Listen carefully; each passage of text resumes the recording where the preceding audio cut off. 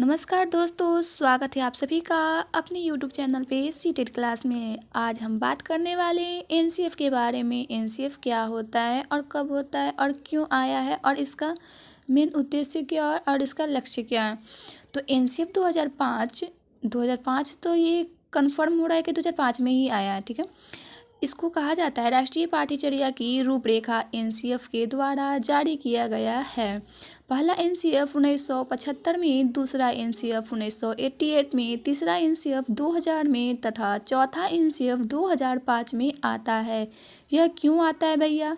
यह शिक्षा में सुधार के लिए लाया गया है। एनसीएफ 2005 अध्यक्ष कौन था भाई? प्रोफेसर यशपाल। निर्देशक कौन था? कृष्ण कुमार जी। आप ये नहीं मार सकते हैं कि अध्यक्षता कौन किया है, तो कृष्ण कुमार और निर्देशक प्रोफेसर यशपाल, ऐसे नहीं कर सकते हैं क्योंकि ये आपका गलत हो जाएगा।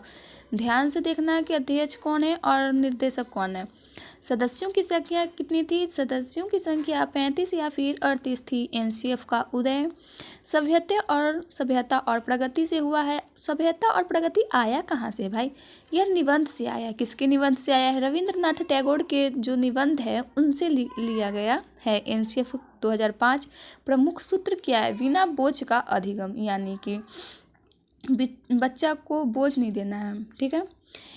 एनसीएफ 2005 फोकस 5 चीज़ों पे किया गया है। क्या चीज़ है? स्कूल शिक्षा नीति, ठीक है।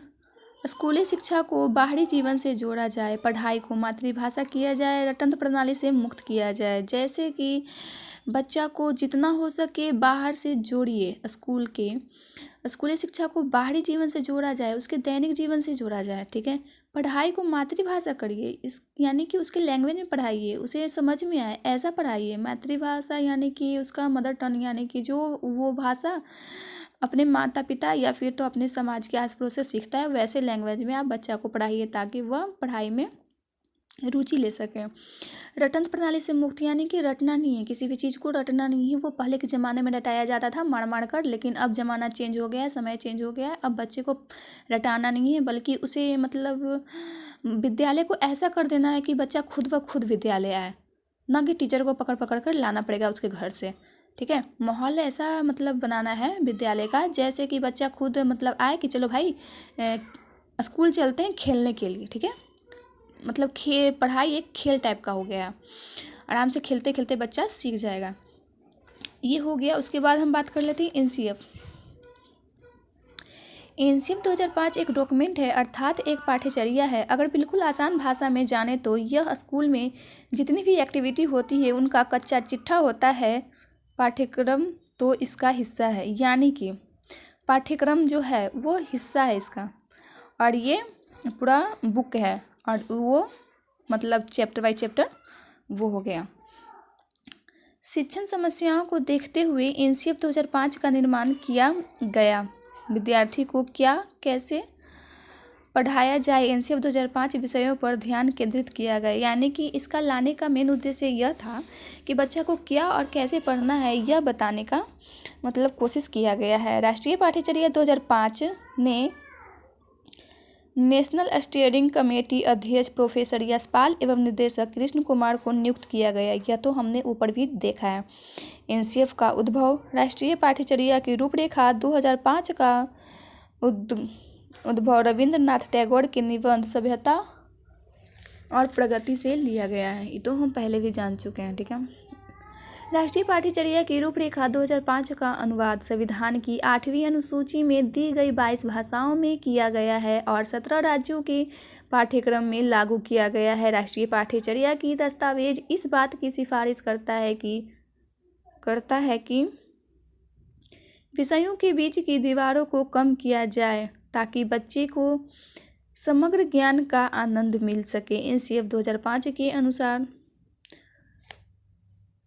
अधिगम अपने चरित्र में डॉट है, यानी कि सक्रिय और सामाजिक है। एनसीएफ 2005 के 5 मार्गदर्शी सिद्धांत, ठीक है।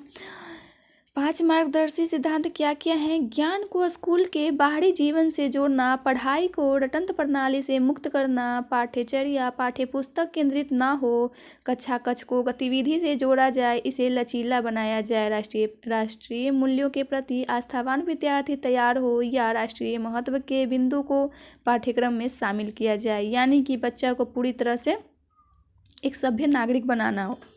ठीक है, इसका कहने का अर्थ है सभ्य नागरिक बनाना हो। और ये तभी बनेगा जब बच्चा शिक्षित होगा। शिक्षित तब होगा जब बच्चे को पढ़ाई में मतलब रुचि होगा। तो रुचि कब होगा? जब हम उसको मतलब उसके दैनिक जीवन से जोड़कर पढ़ाएंगे और उसे एक्टिविटी करवा कर पढ़ाएंगे, तो उसे जल्दी समझ में भी आ जाएगा और वो मतलब रुचि भी लेने वाला है। ठीक है, उसके बाद हम बात कर लेते हैं कि एनसीएफ 2005 के सुझाव। शिक्षा को व्यवहारिक ज्ञान से जोड़ा जाए, यानी कि सिर्फ किताबी ज्ञान तक ही छात्रों को सीमित ना रखें। ठीक, छात्रों को शिक्षा उनकी मातृभाषा में दिया जाए। वही है जो ऊपर हम लिखे हैं, वही मतलब ऊपर जो है शॉर्ट में वो उसी लॉन्ग में किया गया है। इसके बाद देख लेते हैं कि क्या क्या है हमारे नोट्स में। तो ये आ जाता है क्वेश्चन, तो आप देखिए क्वेश्चन बनाइएगा। ठीक है, और ये तो हो गया हमारा एनसीएफ 2005 ख़त्म। इसके बाद हम बात करेंगे एनईपी 2020 के बारे में, और बहुत सारे चीज़ हैं जिसके बारे में हम अगली वीडियो में बात करने वाले हैं। तब तक अपना ख्याल रखिए और इसको पढ़ते रहिए, क्योंकि ये शॉर्ट नोट्स है, बहुत ही आसानी से यह नहीं मिलने वाला है, क्योंकि यह खुद के हाथ से बनाया गया है। ठीक है, तो पढ़िए, हंसिए, मुस्कुराइए, खेलिए और अपना ख्याल रखिएगा। तब तक अगले वीडियो में मिलेंगे। ठीक है।